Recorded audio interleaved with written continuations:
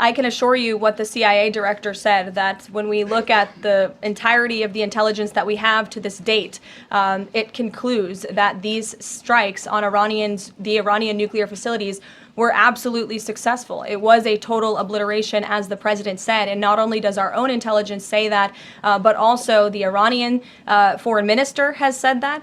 We saw Israel conclude the same thing based on their own intelligence. We also had the United Nations say that as well. So I think the only other time the United Nations, Israel, Iran, and the United States has agreed on something is that the sky is blue, but they all agree that Iran's nuclear facilities were completely demolished. And I would just like to reemphasize, you mentioned this was a low confidence preliminary intelligence assessment, and the entirety of that assessment was not leaked to the media. Only tidbits of that assessment were leaked to CNN. And we have seen this playbook run before, where you have people in the intelligence community, or perhaps on Capitol Hill, we don't know, but I believe the FBI is investigating to find out who that leaker was, because it's illegal and they should be held accountable for that, leaked bits and pieces of an intel assessment to push a false narrative. And it's to the same reporter, I will add, Natasha Bertrand of CNN, who has done this in the past. In 2020, it was Natasha Bertrand who had 51 intelligence analysts falsely lie to her, but she still put it on paper for some reason,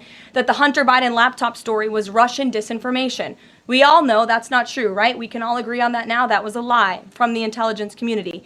Also in 2020, this same reporter, Natasha Bertrand, wrote that a top intel agency ruled out the man-made lab leak theory of the coronavirus origins. Again, the president was right about that. This reporter wrote a lie from the intelligence community to seek a narrative she wanted to prove, and guess what? We now know that's the truth. Also, in 2024, Bertrand pushed the suckers and losers hoax. She also pushed the fine people hoax, which was taking the president's words purposely out of context. And then last October, and I believe this is notable, Natasha Bertrand published an article in Politico from the intelligence agency. She said that John Ratcliffe was speaking without any evidence when he said Iran was attempting to undermine President Trump's presidential campaign.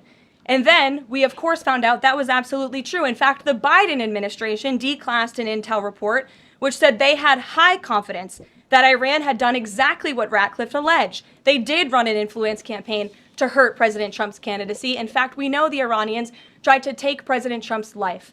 And so this is a reporter who has been unfortunately used by people who dislike Donald Trump in this government to push fake and false narratives. She should be ashamed of herself.